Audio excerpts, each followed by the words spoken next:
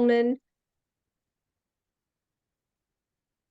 Carmit Bowman. I'm the Executive Director for MAVA, and it is my pleasure to welcome you all to MAVA's information session for our Greater Minnesota Volunteerism Grant Program. So I am going to introduce some people who are here from MAVA. And then I'm going to tell you a little bit about MAVA, and then Beth, my colleague, will go over the agenda for today. But if you want to go to the slide with some introductions there, the next one, Beth, I would like to point out some fabulous MAVA coworkers. So the first person I want to point out is Mackenzie Albrecht. Mackenzie, if you want to unmute and just say hello to everybody and tell them who you are, that would be great. Yeah, thanks, Carmit. Hi, everyone. I'm Mackenzie Albrecht, she, her pronouns. I'm MAVA's Greater Minnesota Program Manager, so my role here is to help facilitate all of our programs, trainings, resources, etc., specifically to our Greater Minnesota audience. So at any points, whether during this grant application period or at any time, I'm your resource for volunteerism in Greater Minnesota. I'll put my contact information in the chat as well. Excuse me, in case you would like to contact me for assistance with this or with your volunteerism program at your organization. Thank you, Mackenzie. Next, I'd like to introduce Maddie McGeffers, who is our Membership and Fund Development Manager. Maddie, you want to unmute and introduce yourself and talk about your function at MAVA? Hi, I'm Maddie McGeffers. I use she, her pronouns. There's a lot of things that overlap with me and Mackenzie and what she does. I can do a lot of the same stuff generally for all MAVA members. So I know a lot of you on the call are MAVA members, so excited to connect with you. And then if you'd like to know more, definitely contact me, and I'll also share my email in here. And I also do fundraising for the organization. So often wearing similar hats to, I think, many of you on this call today. Thank you, Maddie. And then we've got Ann Morehouse, who many of you have been communicating with. Ann, you want to introduce yourself? Tell people what you do at MAVA? Sure. Hi, everyone. Welcome.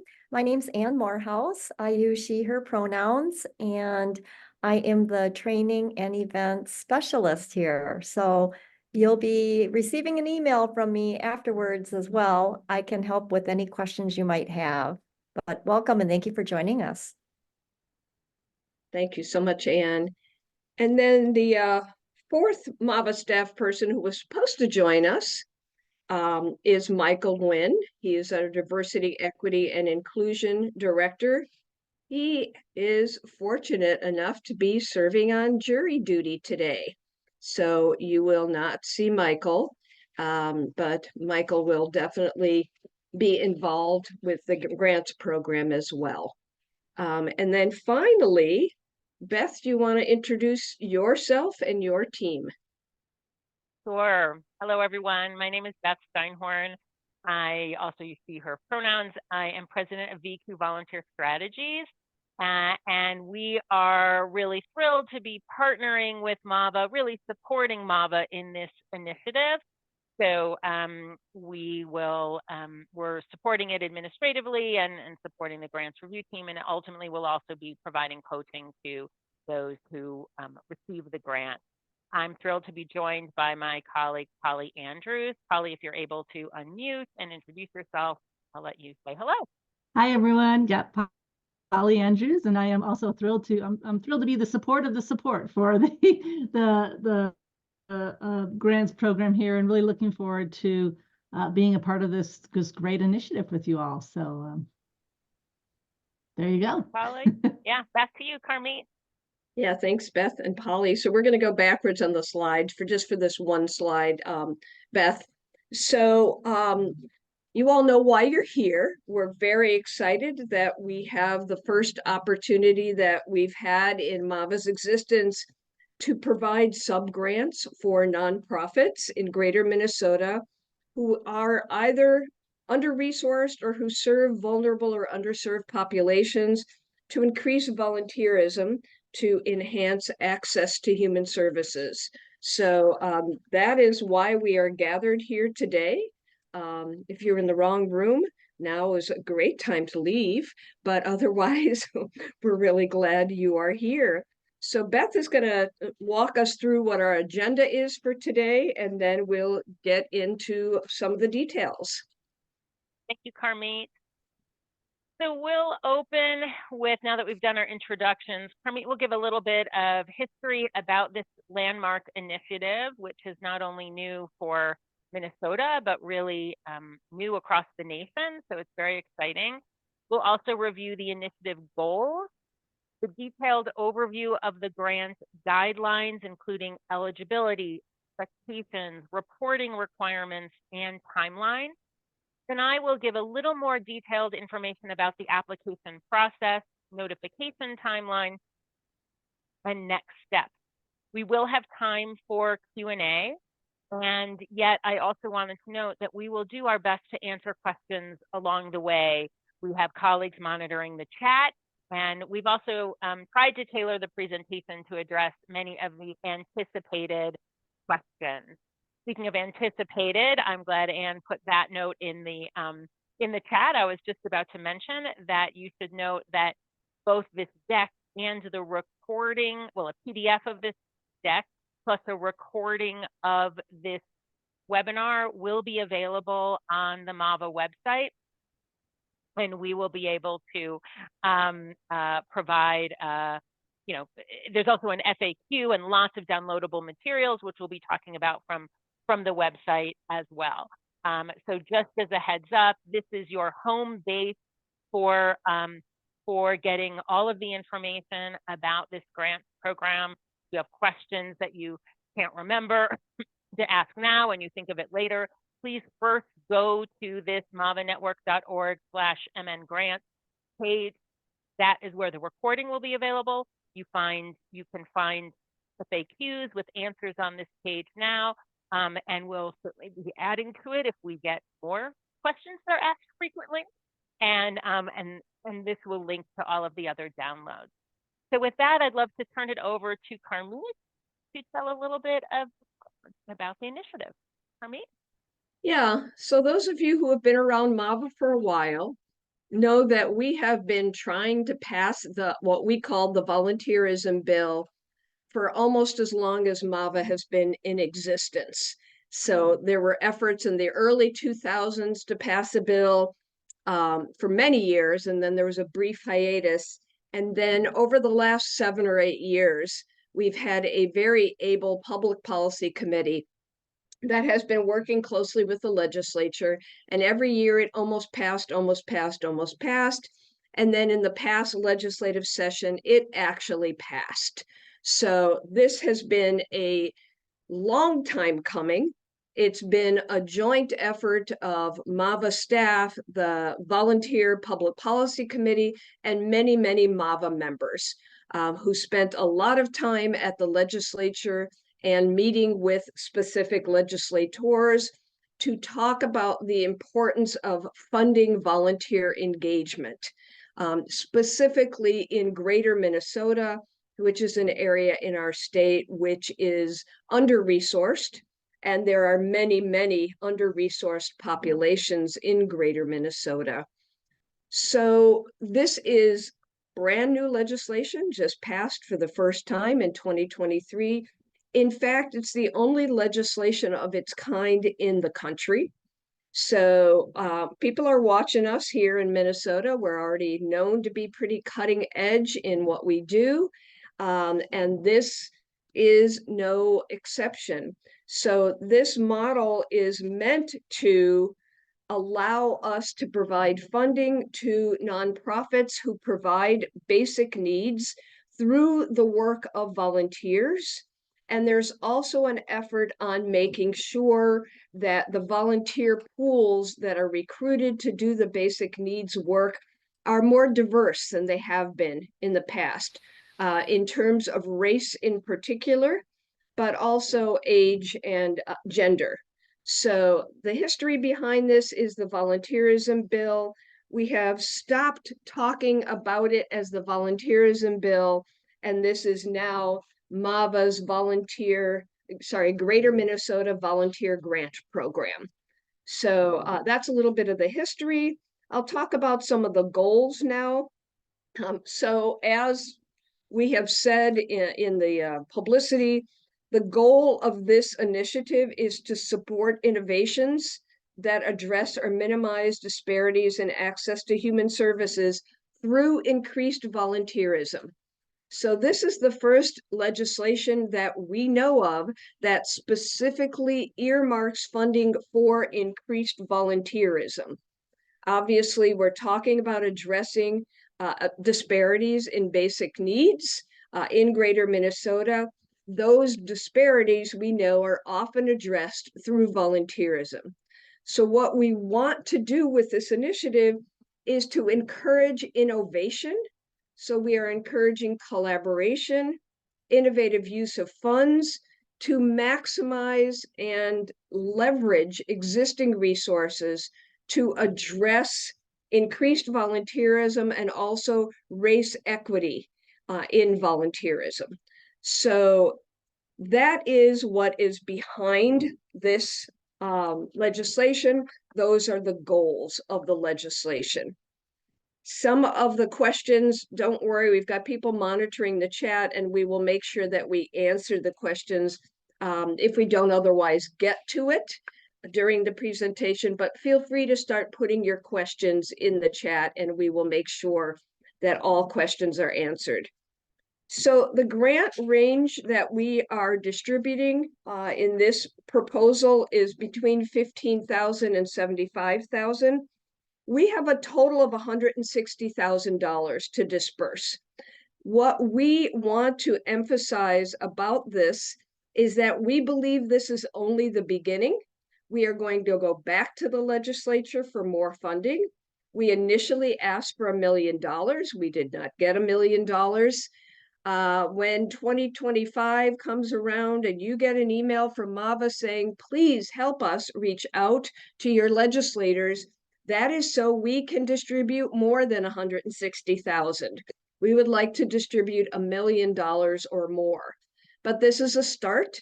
We're really excited for this start. We're excited for the outcomes that we will produce as a result of this legislation. And we believe that this will be ongoing funding as long as we do our job in getting the money out to you and you all do your job in increasing volunteerism to meet basic needs in Greater Minnesota. So we have some example activities for you. So you can kind of get your juices flowing on what we're looking to fund. So one of the things might be restricting volunteer practices to dismantle inequities in volunteerism and to increase the diversity of a new volunteer pool. So what does that mean? Just that jump in means and say restructuring of volunteer practices, just to clarify. Restructuring, not, yeah. restructuring. So of what does that mean? That means we are looking for you to be doing things differently in volunteerism so that there is a more sustainable effort to dismantle inequities and to bring in volunteers of color and people from marginalized communities to serve as volunteers in your organization. MAVA has a lot of resources and we are here to help you in how you would dismantle inequities in order to bring in a more diverse volunteer pool. Another example activity is either planning or developing or else nurturing new collaborations between community organizations to increase volunteerism from traditionally unrepresented populations to better serve those at risk. So an example of a collaboration or something innovative might be volunteer sharing between organizations. We love volunteer sharing. We love when we see a number of different organizations come together and work collaboratively in a particular region to address a particular problem through volunteerism. So that might be another activity. Perhaps there's a new pilot program, something that has not been tried in your area before, to engage volunteers to deliver services in rural communities or people who are at risk of homelessness or are experiencing homelessness. Might also be people who are at home and who rely on volunteers for basic needs. We want to see that you're doing something that's innovative, that's replicable, and that's effective. And then finally, another example activity could be to increase staffing or other resources to support increased volunteerism. You might get that a key word in this particular request for proposals is we want innovation. We want to see that you're doing things differently. Everything changed during COVID. So if you're doing things the same way you did before COVID or even during COVID, not quite as attractive a proposal as we're going to do something innovative that we think is necessary in our community now. Okay, so I'm going to stop for a moment and see if there's a question that I should answer at this point. There's a question, Carmit, about whether or not, if you can define human services, is legal included in that? It depends. If the legal services are to provide somebody with basic necessities, food, shelter, education, direct services. I'm a former legal aid attorney, so I certainly know how important legal aid is to making sure that people receive their basic needs. We want to make sure there is a direct correlation between a volunteer and a person or persons having basic needs met. So we would certainly review legal services applications. We want to make sure that there is a clear connection between people actually receiving shelter, education, food, and so on as a result of volunteer efforts. I hope that answers the question. Thanks. And I don't see any other questions in the chat right now, but I'm happy to encourage folks to please keep those questions coming. We are monitoring it and we'll pause as we can throughout the rest. So I think right now, Carmit, perhaps you can answer the question about eligibility. Yeah, so we are funding organizations that are in Greater Minnesota. We have preference for organizations that demonstrate a local connection. So what do we mean by Greater Minnesota? We mean everything that is not in the 7-county metropolitan area. So we've listed here on the slide, these places are not Greater Minnesota as far as this legislation is concerned. While there are some organizations that are statewide organizations, in order to be eligible for the funding, you would need to demonstrate local connections, local service, local volunteers, preferably local staff. So the legislation specifies under-resourced organizations and those serving underserved or at-risk populations. So at risk of homelessness, hunger, poverty, lack of health care, deficits in education. So you can see that we will not close the door on organizations that serve the whole state or that do not specifically have an office in Greater Minnesota. However, those that serve the whole state or don't have an office in Greater Minnesota will need to show connection to the local community, including local volunteers and a real local presence so that we know volunteers will be recruited from the area. And the whole idea behind a volunteerism grant is people in the community working with and supporting people in the community. So if you're not right there in the community, definitely you'd have to make a strong case for local connection.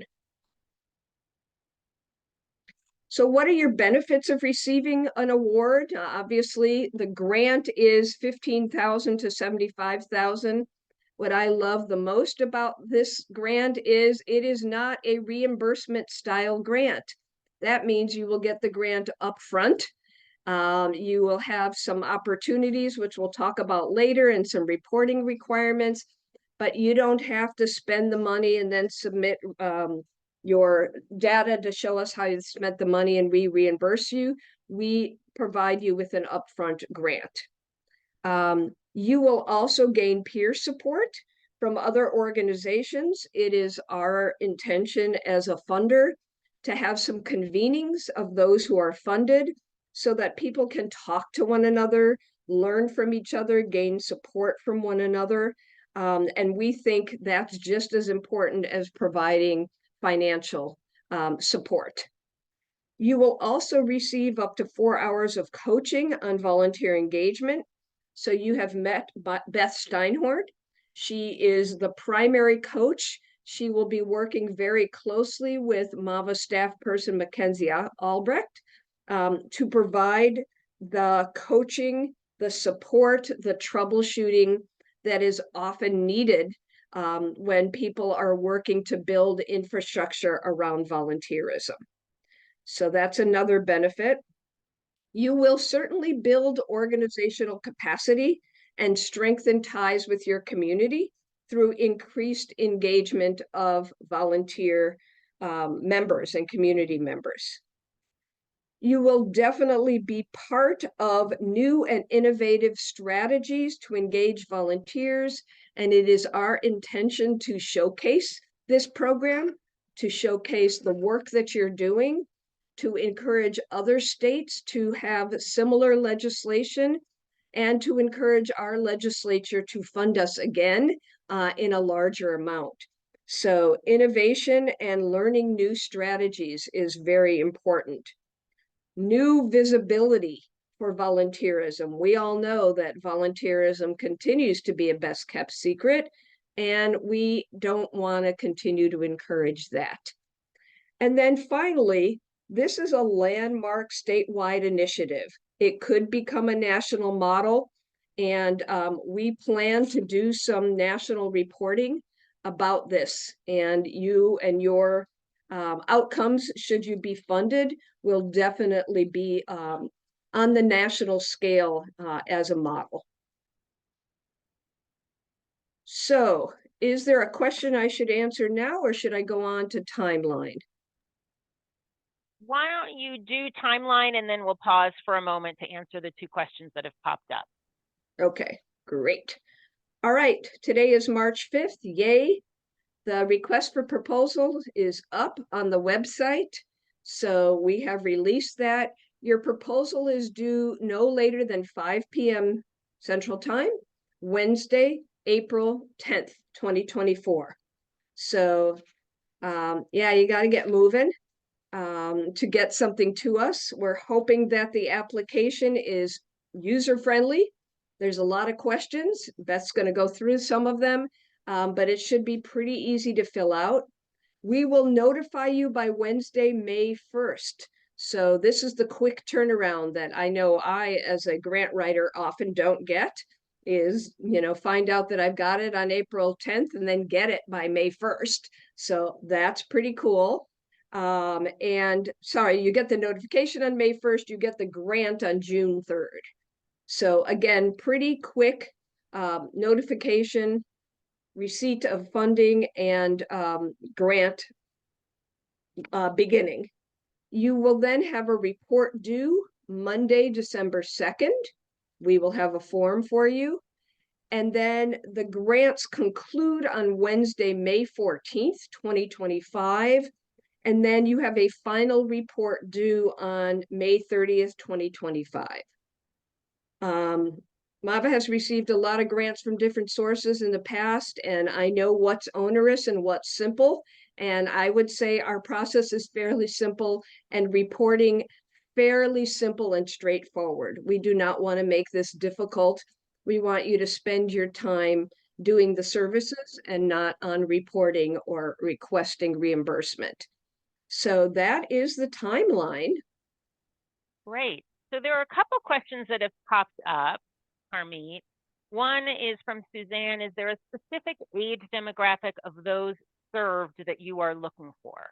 This is about age demographic. I'm missing that word. What demographic? Age. Age demographic. Oh, sorry. No, we are not looking for a specific age demographic. Across the board. And then Greg asked a question that probably a few others representing statewide organizations have, noting if we are a Twin Cities-based organization, but a big part of our strategy is to engage volunteers in Greater Minnesota to expand our services in those committees. We have a pilot program, but would use these grants to build these local connections. Would that fit within the intent of the grant? I think it would. You would have to do a lot of work to show us who your local partners are and what your plans are for actually finding and retaining local volunteers. And then there are also questions around sustaining the program. So yes, planning to build this pilot program, but we would definitely want to see that there's a good chance this program will continue past the pilot phase and frankly past the receipt of money from us. Any other questions, Beth? I don't see any others in the chat right now. I'm sure our team will let me know if we've missed one, but I think those are the questions at the moment. All right, well, I'm going to hand it over to you then. Thanks. So let me walk you through the application process. As Carmeet noted, applications are due 5 p.m. Central on Wednesday, April 10th of this year. The application is an online application, which we expect you to complete in one sitting, start to finish. So of course, we are providing a copy of the questions plus budget and work plan templates in an information packet, which is downloadable from the website. And I'll be walking through that momentarily as well. So we have provided you with a Word version of the application and of the 2 templates so that you can prepare your answers, get it all ready. Maddie is posting it again in the chat. So if you've missed it, please, you can check out that link. And that provides you with everything you need to prepare your answers and then submit online. I'll be walking through the sets of questions and the uploads that we'll ask you to provide in a moment.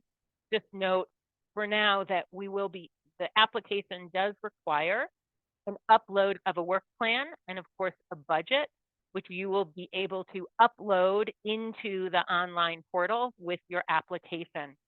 We do, the committee, the review committee, which includes representatives from across the state, may request additional documents if there are questions or may conduct phone interviews with finalists if we find that is vital to the process. But at this point, the application is, as you can see some screenshots here, and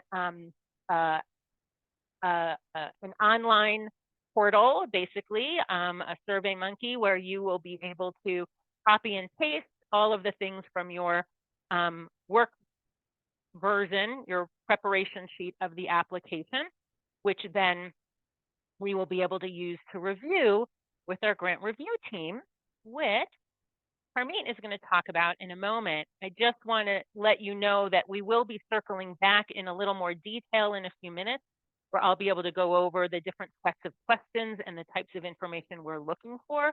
We wanted to make sure that we give you the full set of parameters around the whole program, and that includes how grants will be selected. So Carmeet? Yeah, so we have a very capable grant review team. It includes some MAVA staff and board members, as well as 5 representatives from Greater Minnesota, people who are local to communities across Greater Minnesota who know the area pretty well.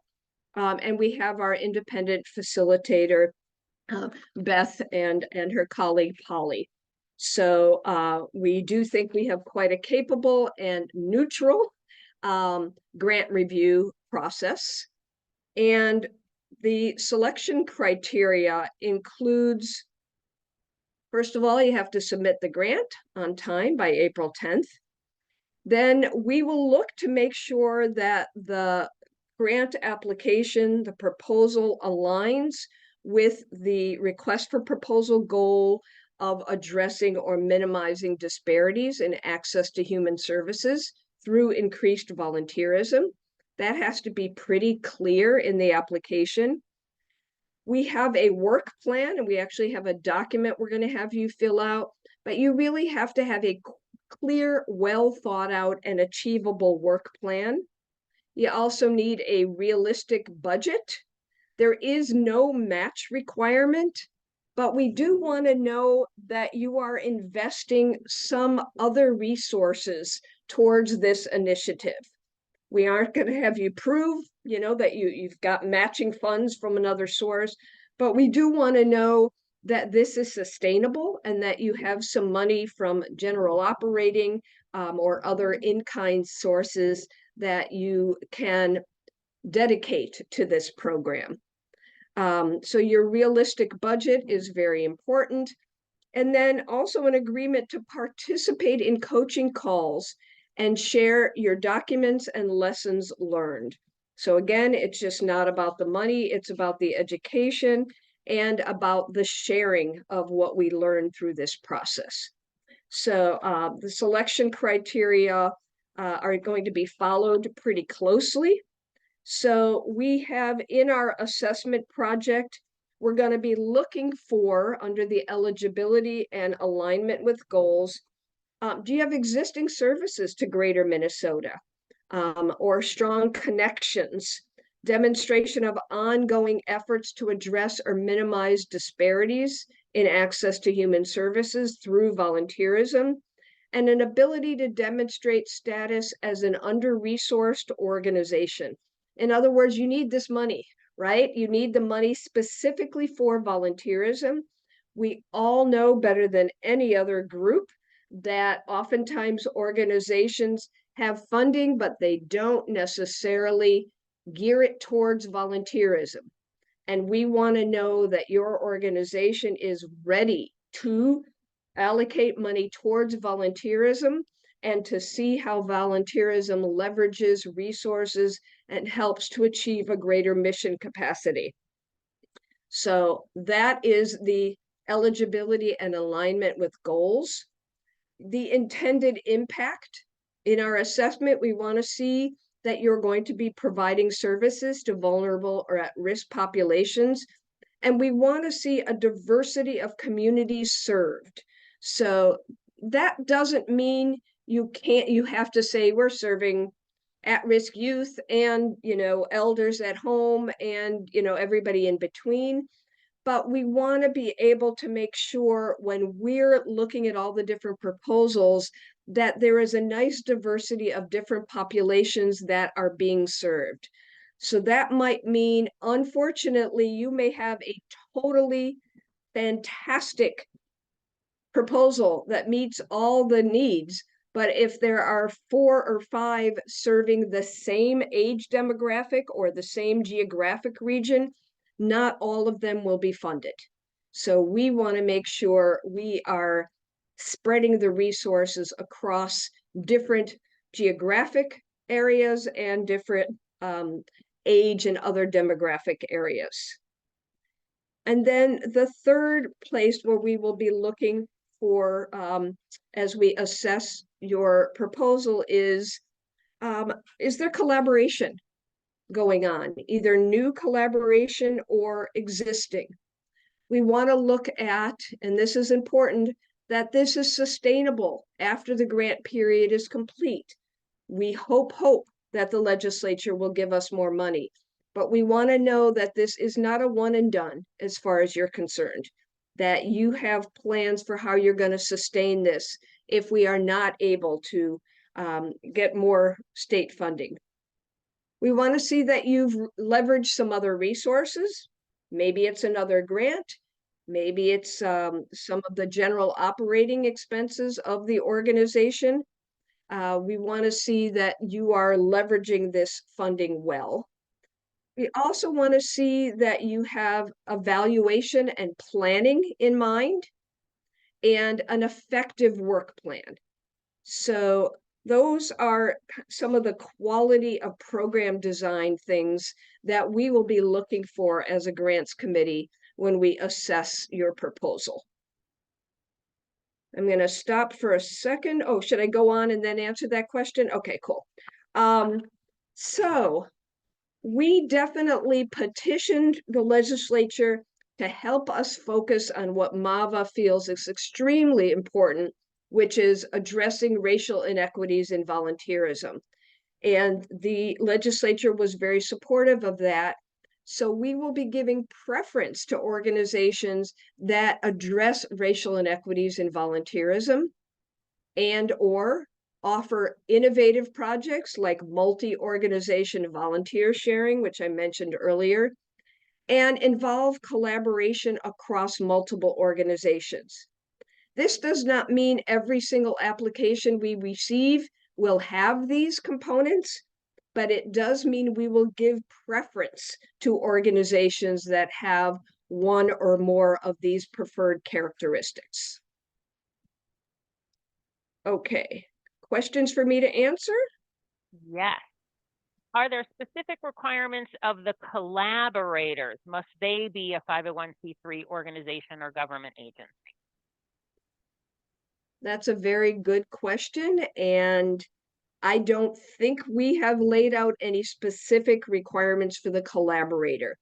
We want to know how they're collaborating, how they're providing additional resources, why they're needed, but I don't think we are going to require them to be a 501c3, nor have we established any requirements for who the collaborators are.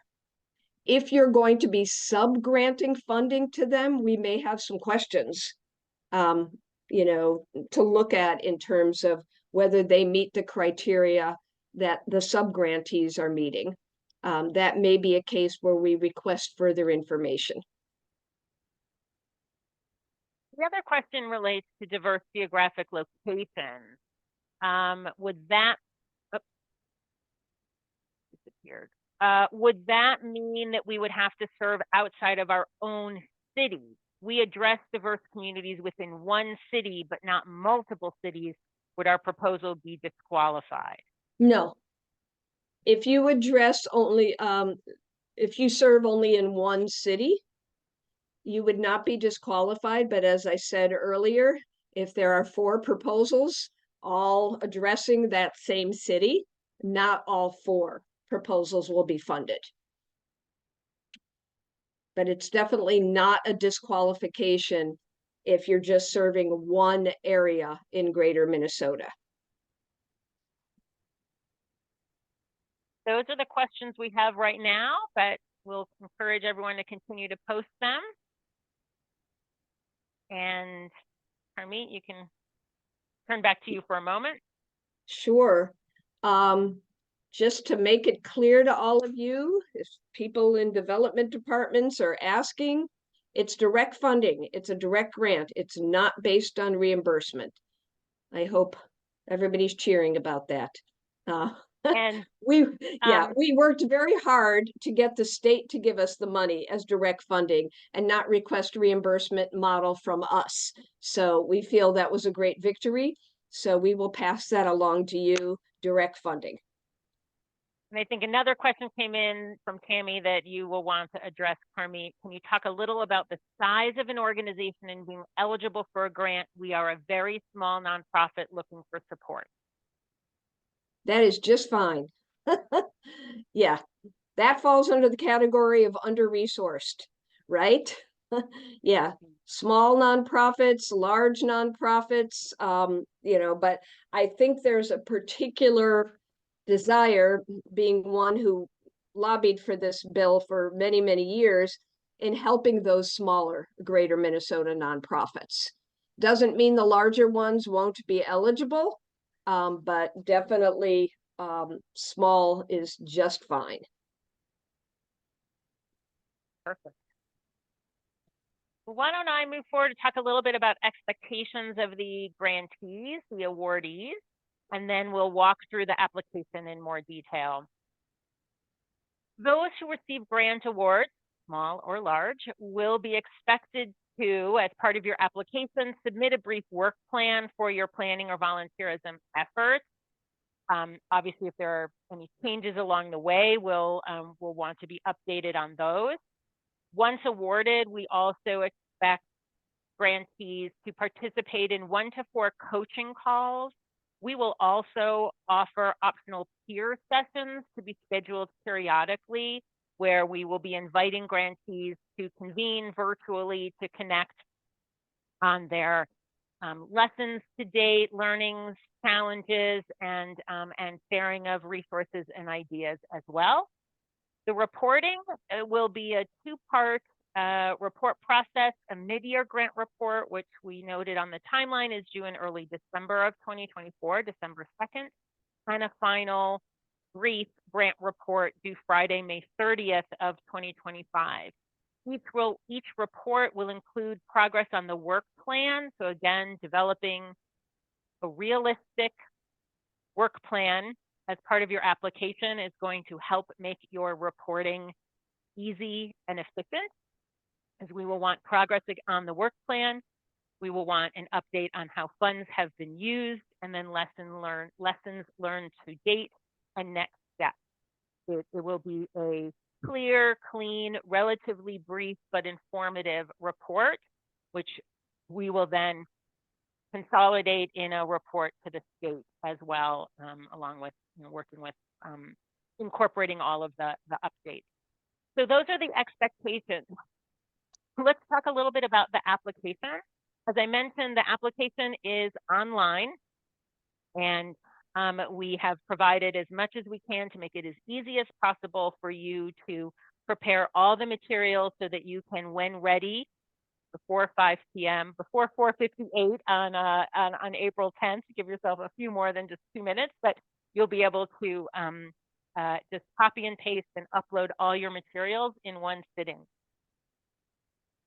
Questions in the application fall into a couple different buckets, which I'll walk through one by one. It opens, unsurprisingly, with basic organizational information: the date of your submission, your name, your EIN, address, contact person, leads on the project, email addresses, etc.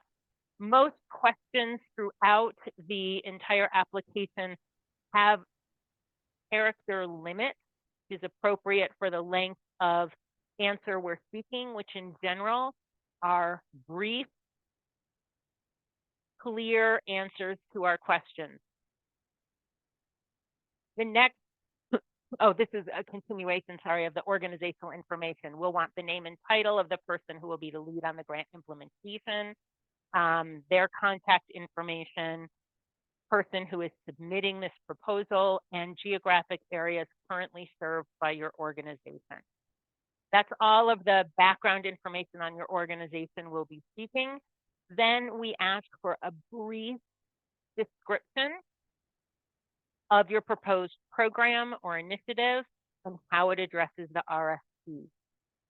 This is a brief description, not a 5-page paper, but we ask for a brief description so that we can understand or the review team can understand where you're going with this as we then get into the detailed portion of the application. We continue by asking about, your current volunteer engagement efforts. Other than board members, does your organization currently involve volunteers?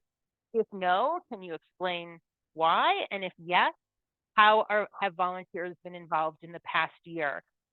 Basic data points, number of active volunteers, and an overview of the types of roles or activities. Again, we're not looking for a long answer. It's an example of a couple roles and activities or activities that volunteers have played. We want you to reflect on what are some of your organization's strengths in engaging volunteers, or why you haven't been to date, and also share challenges that you have experienced in engaging volunteers. We're also interested in knowing if you currently have any staff dedicated to volunteer engagement. We define, for the sake of this program, volunteers as any unpaid community members who work on behalf of your organization, whether they would self-identify as a volunteer or simply as a friend or supporter of your cause. So again, any community member, and I don't think, Harmeet can correct me if I'm wrong, that we define community simply by geographic standards. It's who is part of your greater organizational community who provides unpaid work in one way or another. Then we really move into the detail of your program request. For this particular initiative or funding program or program for which you're seeking funding, which geographic areas will be served? Is this a new existing strategy for your organization or other? And then we move into a few other details, like what is the target population and how many people do you expect will benefit from expanded volunteer involvement? In what ways will you increase and or diversify volunteerism? We ask you to talk about the need that or problem around access to human services that this program is designed to address. Again, these are all in the downloadable preparation sheet, the downloadable version of the application, so you can review those with a little more time and at your leisure. But these are the section of questions where we really want to know about your anticipated collaborations with other organizations, initiatives, community partners, or groups, if relevant. How will you maintain the program after the grant period concludes? Harmeet mentioned earlier that we're looking for how your organization will leverage existing resources to support the program. It's not a matching grant, but is there existing staff, operational funds, other anticipated support to enhance this program? And ultimately, what's the impact that you're seeking to achieve? We ask you to complete a work plan, which is downloadable in a Word format, and then save it with your organization's name in the title and upload it as part of your application as well. Within the work plan, we ask that you, a question near the work plan, we ask you to describe the key program activities and benchmarks, and then you can elaborate on that in your work plan. Of course, we also are interested in, need to know your budget. So we ask for a brief budget narrative to explain your funding request, including how you determined the amount of the request, your total organization budget, what you expect this program to cost, and what is the amount requested through this proposal. They may be the same amount or they may be different amounts, because you may be anticipating covering some of the costs through your own operational budget or through other funding sources as well. So we want to know the total program cost and then the amount, $15,000 to $75,000, that you're requesting through this grant proposal. Then we also ask you to please complete a detailed budget form that is downloadable from the MAVA website, and complete that proposal and upload it in Word or PDF, which will provide us with more detailed information. And finally, and then we'll pause for questions, we want to know that if someone other than the executive director, CEO, or board president has prepared the proposal, we want to make sure that organizational leadership is aware of it and supports it. So we do ask you to upload a letter of support from said leadership. And similarly, if your proposal represents a collaboration, we ask that you upload a letter of support from your prospective collaborators, so we know that they are aware that they are being written into this program proposal. So let me pause for a moment. I see a lot of questions, and in the meantime, I'll just leave this page up on the website. I'm happy to read the questions. I have a feeling these are going to be more for you, Carmit, but let's see. Vicky Yeah, asked, before we go to my Oh, great. Go questions, ahead. are there any questions for Beth around the application process, the application materials? And then there are 3 questions I can answer after that. But feel free to unmute and shout them out now, or else put them in the chat if there's anything specifically for Beth around the application materials or process.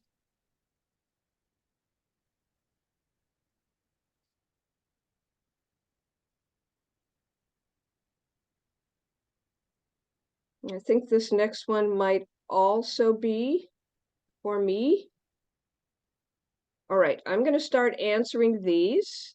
And then if there are specific questions about the application process, feel free to put them in there. Okay, the first one: in many communities in greater Minnesota, there's not a lot of racial diversity. Do you have ideas or suggestions to address this challenge? We hear that a lot in greater Minnesota. And we say that oftentimes that isn't true, that oftentimes there are people who identify as people of color, and they're not recognized in the community as such. There are indigenous communities that are often not recognized, or there's not a lot of connection with the indigenous community. There may be a larger concentration of BIPOC people, not directly in your community, but in a close by community. There are also a huge influx of people coming into greater Minnesota communities of immigrants and people from a wide variety of backgrounds. So we would suggest that you be very clear about the demographics in your community and what you consider your community. I know I had somebody from the 7-county metropolitan area say we don't have people of color here, and that community was bordered the 7-county metropolitan area, and believe me, there are plenty of people of color. So we think it's important to really look at who do you consider part of the community. And there are people of color, there are people of a wide variety of backgrounds. And yes, we're concentrating on racial diversity. We're also concentrating on other areas of diversity. Are there people who identify as members of the disabled community who might be able to do volunteering? Is there family volunteering? Are your volunteers typically female? And can you recruit more male volunteers? And then again, what work have you done to be really clear about the racial identity of volunteers and the possibility of opening up new communities, people who might be willing to come on over from other communities. So that's my answer to that one. In some cases, you may say racial diversity is not what we're focusing on. We're focusing on other forms of diversity, and obviously we're not going to disqualify anyone for that. The second question was, in the coaching calls, who would you like from the organization present? That would most likely be the person who is engaging volunteers and most directly involved with the engagement of volunteers. But we're going to be checking in with the organizations and seeing what kind of technical assistance or coaching does the organization need. It could be that we invite board members or the director of the organization. So stay tuned for that, but most likely it's going to be the person who's most directly engaging volunteers. As the coach, if I can jump in for just a second and say that I welcome teams. So the team who is involved in implementing the initiative. Perhaps it's one person predominantly responsible for engaging volunteers, but if you're a large enough organization to have a marketing person who could be helping with recruitment efforts, or an evaluation person or a program person who is engaging volunteers towards successful outreach for their particular services, we welcome a team. These are not necessarily individual coaching calls. Thank you, Beth. Okay, the next question I'm seeing here is, does your definition of underserved population includes individual with disability? I would sure like you to answer that question, but I would say yes, absolutely. Yeah, so if that's the focus of your application, absolutely. And the last one is, are faith-based nonprofits eligible to apply if our human services activities are separate from our religious activities? And the short answer is yes. I mean, we don't have any restrictions from the state government about not funding faith-based organizations. But certainly the focus is on human services, not on religious activities. Do we have to ask for a certain amount? Yes, you ask for a certain amount, you present a budget for that amount, and you justify why that specific amount is what's needed. We do have a question in the application. I'll paraphrase it. How would your objectives be affected if you were awarded a lower amount of funds than what you asked for? So we do ask you to think through what would happen and what would be the impacts on the, whether it's your intended reach or on your time frame. How would that, such a potential award, affect your program or outcomes as you have outlined them? Thank you. There's one more here. We're a Twin Cities-based organization who's encouraging our Greater Minnesota Food Shelf partners to apply. We'd also be providing extra support if one of our partners is awarded a grant. Should we be listed as a collaborator? I would say probably. Whoever the food shelf that's applying would probably want to list you as a collaborator. That strengthens the food shelf's application, that they would be some collaboration and support from Second Harvest. So yeah, that makes sense to me.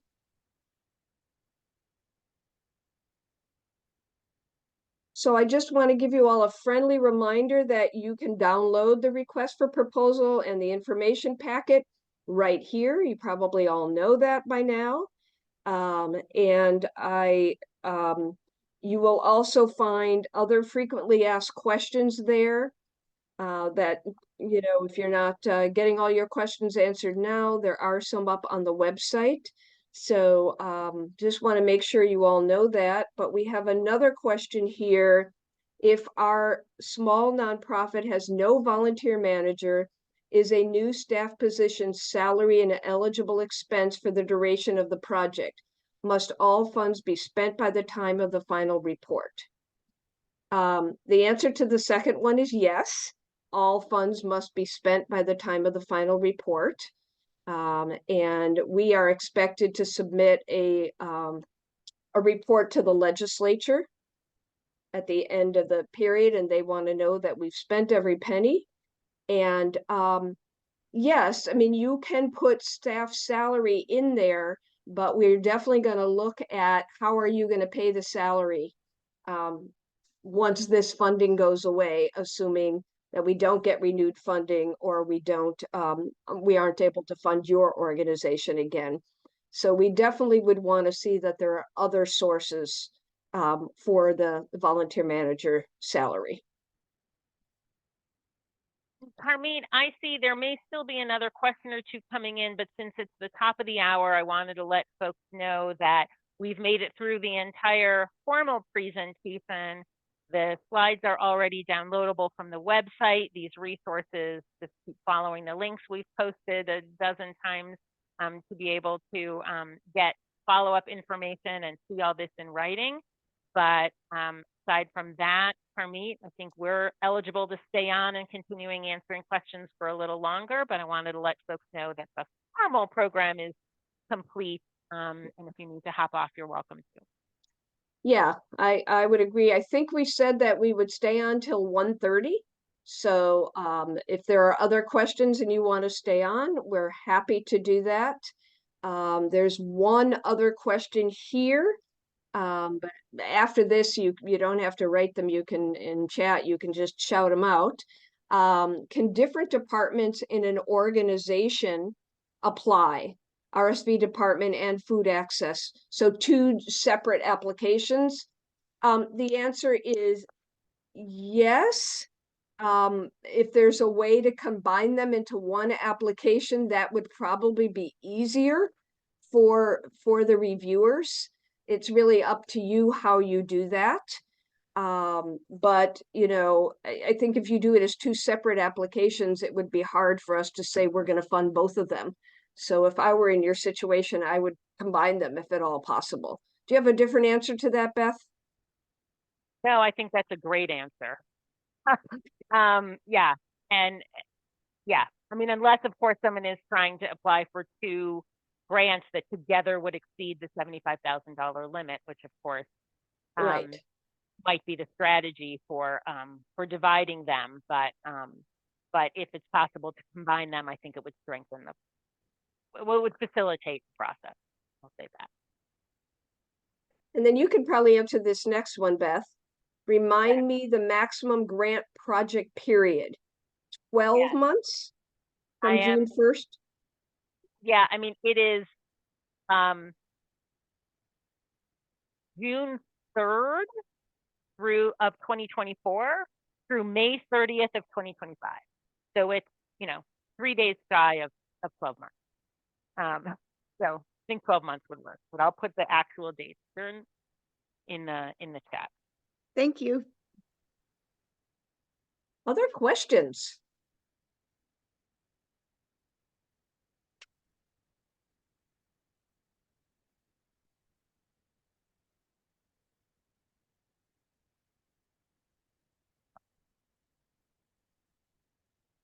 I'm not seeing any other questions in the chat. And like I said, I'll ask a question. Please, Deborah, go ahead. Thanks. So I'll even turn my screen on. So do you have, if somebody has an idea, would you welcome someone reaching out and saying, hey, I kind of have this nugget of an idea, can you tell, is there someone who would say, yeah, you're on the right track, or like, I don't really think that would fit in our bounds? We were hoping that kind of question would be answered today. Yeah, we don't really have a project, a grant officer or program officer like a foundation. So I would say if you have an idea today, you may want to wait and make sure everybody else is off unless they want to listen to your idea.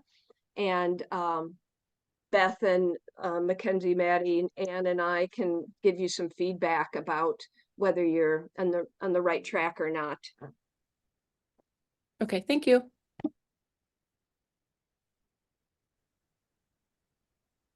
Ann? Yeah, I've got a question if you mean Ann Jurisky.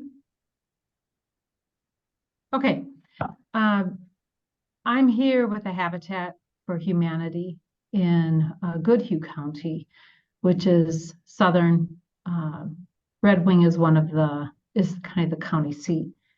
And there's a very innovative, volunteers have been difficult to acquire since the pandemic, as you outlined. But the executive director of this particular habitat has a great idea, and another couple habitats are doing this already. And we've formed partnerships with 2 rural high schools in the county. And the partnerships are to offer a construction class for the students. So they'll learn to build homes and skills. So it's kind of workforce development, but there will be building a home each year for Habitat. So right now it's 2 high schools. Each school will build a house under, we have a construction manager who would oversee the project so it doesn't fall down. Not to disregard their new talents that they're finding, but the program is a startup for Goodhue County, Habitat for Humanity. Never done this before, but other habitats have proven the case. And it's always better, I think, if the case has already proven that it's been successful with other nonprofits, whenever you can find an opportunity to replicate that. So we want to replicate the program, and the 2 high schools have signed on. We have to visit with 2 other high schools in the area that don't have construction. Is this something that would be of interest to bring in these youthful, juniors and seniors in high school to volunteer? Does that fit the criteria? As far as diversity, there is a tribal nation in Goodhue County. We don't know who the houses will benefit yet, but they're families of low income, low to very low income families, and they will reside in Goodhue County. To me, that sounds like it fits the criteria.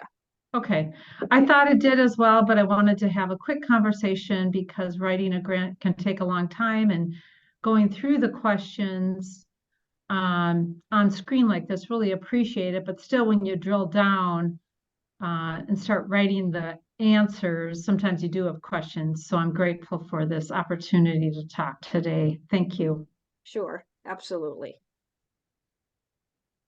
Okay, I'm seeing another one. We're a food access focused nonprofit farm in McLeod County.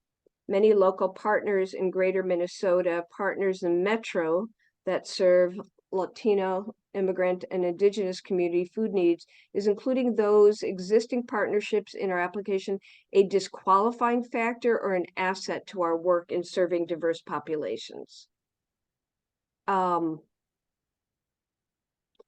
I think anytime you list partners that are enhancing the work that you're doing in the local community, that's a benefit. We're not funding those partners. Those partners are helping you in terms of diversity, equity, and inclusion. So yeah, I think those partners should be listed.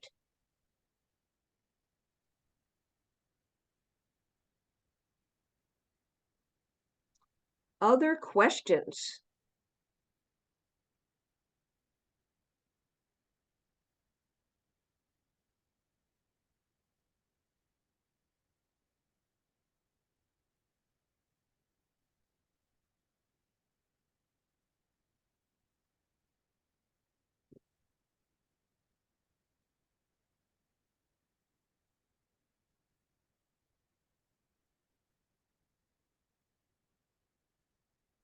Deborah, did you want to ask your question now? It looks like I'm not hearing any other questions. Oh, did I say I have more than one? I was also Did we answer all your questions? I came on just a few minutes late, Carmit, so apologies. When I'm looking at I guess clarity on the dollar amount, when you're saying $15,000 to $75,000, are you looking for X number of proposals? Are you expecting 1 proposal for $75,000, 5 proposals for $15,000? Perspective on that. We have a total of $160,000 to give away. So we are definitely not just going to give one at 75, and we have to see, what the need is and what comes in terms of how many applications at, how much funding is actually needed. We do not have anything prescribed. in terms of how many we will give away and for how much. Okay, The great. only Thank you. prescription is that applications will only be accepted with grant requests within the range of $15,000 to $75,000. So that Okay, amount had to do with the request, not the total pool of funds to be okay, distributed. super. Great. Thank you. Sure. And And one then- more question came in from Carrie. Gaining funding to get back many partners we lost due to COVID is a huge priority. Does this fit?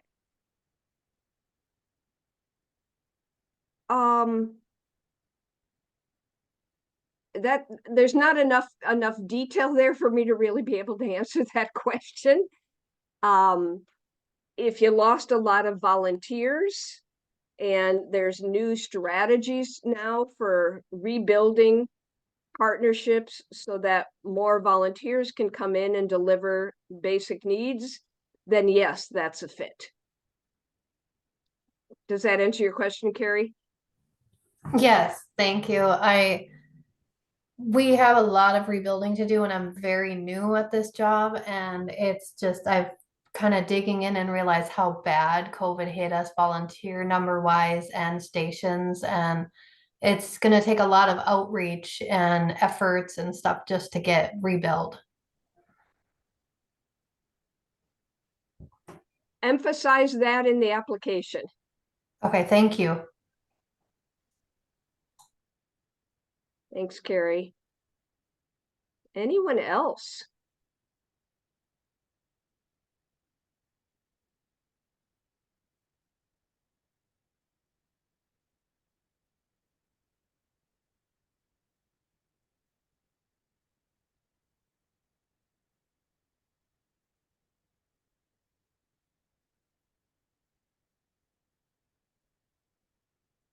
All right. Well, if there are no further questions, I think we could probably adjourn this information session. I wish you all the best of luck in putting together your application. The Grants Committee looks forward to reading them on April 10th and after, and we will definitely be in touch with everyone to let you know the outcome. So thank you all so much. Thank you for your fabulous work that you do in Greater Minnesota and throughout the state, and have a wonderful day. Take care, everyone.